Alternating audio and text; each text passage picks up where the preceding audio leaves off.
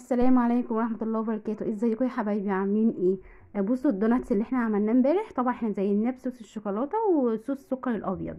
فانا قلت لكم هنزل لكم الفيديو بتاع الصوصات لوحده عشان خاطر ما يبقاش الفيديو طويل عليكم. فانا بقى النهارده هنعمل مع بعض صوص الشوكولاته حلو جدا وسهل وبسيط، والصوص السكر الابيض ده اللي بيبقى على الدوناتس او حاجات كتير. يلا بينا يلا بينا نعمل اول السكر الابيض. انا معايا كوبايه سكر بودره، كوبايه الا ربع المقدار اللي عندك.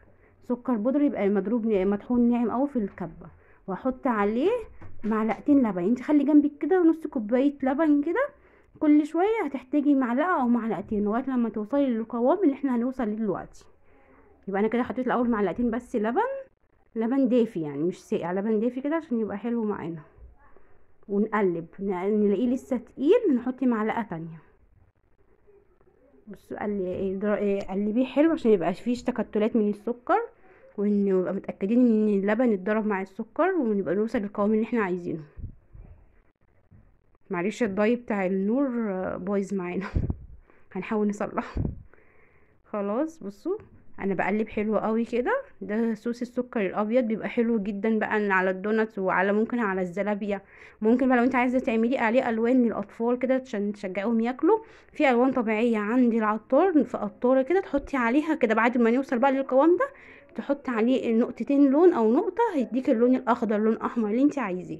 بس انا هسيبه النهارده سكر ابيض كده، صوص سكر ابيض حلو جدا عشان عندي بنتي بتحب الصوص ده حلو قوي. خلاص بصوا انا خلاص ايه، انا بحاول اقلب اوصل للصوص، انا مش عايزاه تقيل قوي. هو اصلا لما بيقعد شويه بيتقل، فبترجعي تقلبيه تاني بيرجع تاني طري معاكي. يعني انت لو ركنتيه شويه هتلاقيه تقل ونشف شويه، لا قلبيه ما تحطيش عليه حاجه، قلبيه هيطلع معاكي طري، يرجع تاني طري زي كده. بصوا بصوا القوام بتاعه تقيل وحلو. القوام ده في ايديكي، انت بقى بتحكمي في القوام اللي انت عايزاه. خلاص خلصنا وحطينا نقطه فانيليا. نخش بقى على صوص الشوكولاته. انا حطيت كوبايه لبن، لبن عادي خالص، ودي ربع كوبايه سكر. وهنحط معلقتين كيس نسكافيه الاول، كيس نسكافيه بلاك الصغير ده بيعلي التيست جدا. لو مش عندك خلاص مش شرط، بس انا بحب احطه عشان بيعلي التيست قوي بتاع صوص الشوكولاته. وهنحط معلقتين كبار كاكاو خام مر. انا كنت جايبه دول ب5 جنيه، يا دوب طلعوا المعلقتين بس. معلقتين كبار كاكاو خام مر، وكيس النسكافيه، وربع كوبايه سكر، وكوبايه لبن.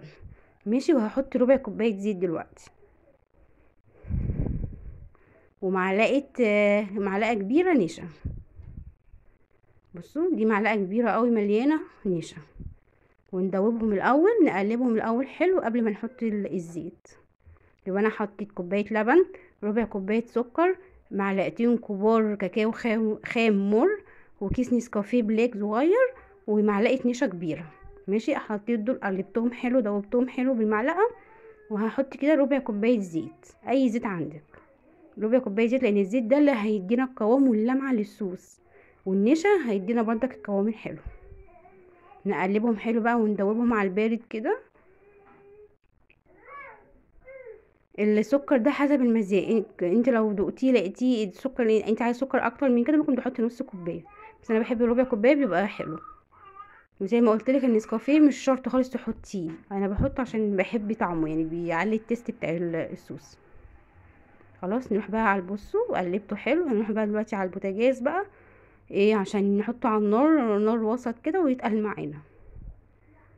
جينا على البوتاجاز اهو. طول ما هو على البوتاجاز على نار وسط برضك تقلبي، لان هو هتلاقيه مره واحده تقل معاكي كده. بصوا اهو انا قلبت كتير، يعني هو قاعد يجي 5 دقايق على النار عشان انا مرضيش اطول عليكم كده. بصي بقلب طول ما هو على النار، اقلب كده بالمضرب او بالشوكه، هيبدا يغلي ويتقل يديك القوام اللي انت عايزاه.